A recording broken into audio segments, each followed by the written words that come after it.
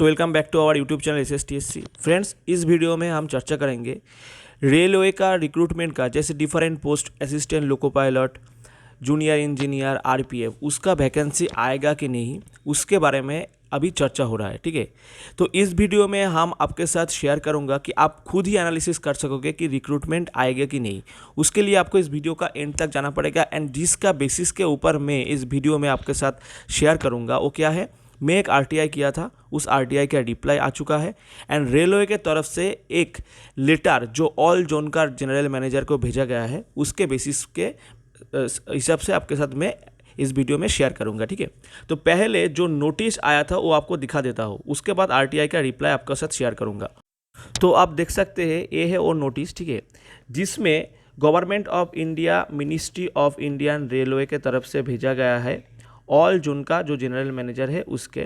ठीक है, जिसमें general departmental competitive examination GDC करने के लिए ये लेटर जो भेजा गया है एंड 25% डायरेक्ट रिक्रूटमेंट का जो वैकेंसी होता है, जो वैकेंसी क्रिएशन होगा आपका जो रेस्पेक्टिव डेट है, ठीक है, 1/7/2023 से लेके 1/7/2025 के अंदर उसको फिलअप करने के लिए बोला गया है। ठीक है, एंड देखिए इस लेटर का जो मोस्ट इंपॉर्टेंट जो खास पॉइंट है, पॉइंट नंबर 8, इसमें आप देख सकते हैं, it may be insured that the in case of adequate suitable candidate are not available through GDC। तो GDC का जो एग्जामिनेशन होगा उसमें अगर सुइटेबल कैंडिडेट से 25% सीट जो है वो अगर पूरा नहीं कर सकेगा रेल, तो उसका जो वैकेंसी वो आ जाएगा किसमें, वो आ जाएगा डायरेक्ट रिक्रूटमेंट कोटा में। ठीक है, तो देख सकते हैं आप, अगर मान लीजिए GDC डिपार्टमेंटल एग्जामिनेशन कराएगा एंड उसके हिसाब से उसका प्रमोशन देगा। ठीक है, तो क्या होगा, अगर कोई मान लीजिए ग्रुप D पोस्ट में अभी नौकरी कर रहा है, उसका प्रमोशन ग्रुप C पोस्ट में हो गया है। ठीक है, तो क्या होगा, ग्रुप D वाला पोस्ट जो है वो वैकेंट हो जाएगा। मान लीजिए कोई टेक्नीशियन ग्रेड 1 जो नौकरी कर रहा है अभी, उसका प्रमोशन जूनियर इंजीनियर में हो गया है। ठीक है, टेक्नीशियन ग्रेड 3 का प्रमोशन टेक्नीशियन ग्रेड 2 में अगर हो गया है, तो टेक्नीशियन ग्रेड 3 का पोस्ट क्या वैकेंट हो जाएगा।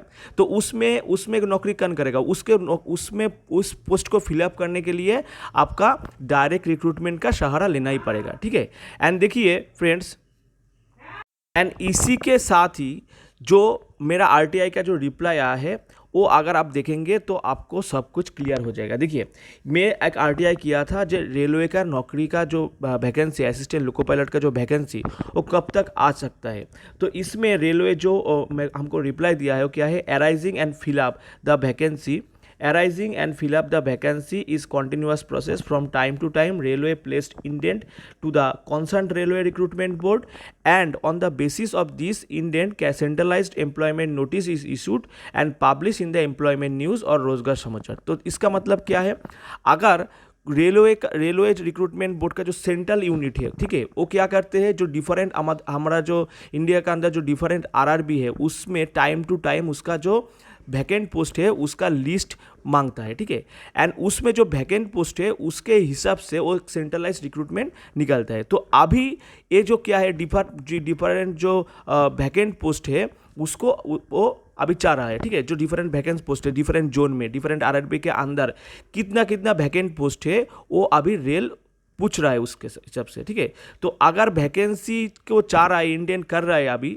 सेंट्रल जो यूनिट है, तो इसका मतलब क्या है, रिक्रूटमेंट होगा, उसी के लिए तो वैकेंसी आगे मांग रहा है। ठीक है, तो देखिए इस दोनों को एनालिसिस करके हमको लग रहा है कि रेलवे का जो रिक्रूटमेंट, ठीक है, जो different post, not only assistant loco pilot, ठीक है, असिस्टेंट लोको पायलट टेक्नीशियन छोड़ के जो डिफरेंट सेफ्टी कैटेगरी के पोस्ट है, जैसे कि जूनियर इंजीनियर का डिफरेंट पोस्ट आता है, ठीक है, RPF का जो पोस्ट आता है, ठीक है, उसके साथ ग्रुप D वाला वैकेंसी भी निकलने का हाई चांसेस है। ठीक है, क्योंकि रेलवे का जो अभी पॉलिसी है वो क्या है, डायरेक्ट रिक्रूटमेंट जो वैकेंट हो रहा है उसका 25% वो GDC करेगा, जो जनरल डिपार्टमेंटल एग्जामिनेशन है उसके थ्रू वो फिलअप करेगा एंड उसके बाद 25% तो फिलअप होगा, तो 75% का क्या रहेगा जो वैकेंट पोस्ट है उसका, तो इस 75% को डायरेक्ट रिक्रूटमेंट करना ही पड़ेगा एंड 25% जो है वो उसमें भी रेल जो क्लियर कर दिया है, 25% जो पोस्ट है वो अगर डायरेक्ट GDC से अगर फिलअप नहीं हो रहा है तो उसको सीट को भी आ जाएगा क्या,